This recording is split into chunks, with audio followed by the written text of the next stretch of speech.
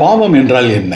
பாவம் என்ன என்பதை எப்படி அறிந்து கொள்வது? அதாவது மனிதனை தேவனை விட்டு பிரிக்கிற எல்லாமே பாவம்தான். அது ஒருவேளை உங்களுடைய எண்ணமாக இருக்கலாம், உங்களுடைய பார்வையாக இருக்கலாம், உங்களது பேச்சாக இருக்கலாம், அல்லது ஒரு நபராக இருக்கலாம், அல்லது நீங்கள் செய்கிற ஏதாவது செயலாக கூட இருக்கலாம். எதுவா இருந்தாலும் உங்களை தேவனை விட்டு பிரிக்கிற காரியம் எல்லாமே பாவம்தான்.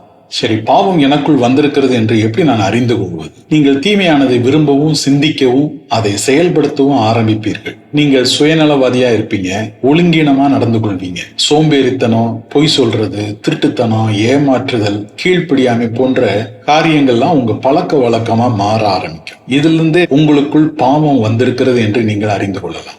சரி, இதெல்லாம் பாவங்கிறது எனக்கு எப்படி தெரியும்? பாவம் எதுவும் தெரிஞ்சாதானே நானு அதுல இருந்து விலக்கி என்னை காத்துக்கொள்ள முடியும்.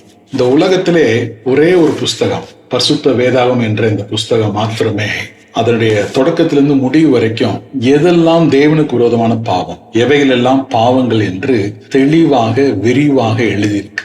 ஒரு பாவம் செய்தால் அந்த பாவம் என்ன விளைவை உண்டு பண்ணும், எல்லாவற்றையும் தெளிவாக எக்ஸாம்பிள்ஸோட எழுதி கொடுக்கப்பட்டிருக்கிறது.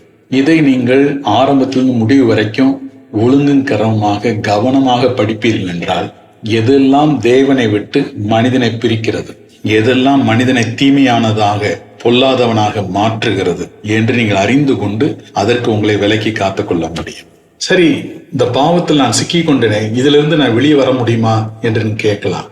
எஸ், இந்த பரிசுத்த வேதாகமத்தில் சொல்லப்பட்டிருக்கிற மெய்யான தேவனாகிய ஆண்டவராய் இயேசு கிறிஸ்து நம் ஒவ்வொருடைய பாவத்திலும் நம்மை விடுவிப்பதற்காக தன்னையே நமக்காய் கொடுத்திருக்கிறார்.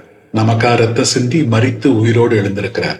இயேசு என்னுடைய பாவங்களுக்காக ரத்தம் சிந்தி மரித்து உயிரோடு எழுந்தார் என்று எப்பொழுது நீங்கள் விசுவாசிக்கிறீர்களோ அப்பொழுதே உங்கள் பாவம் உங்களுக்கு மன்னிக்கப்படும்.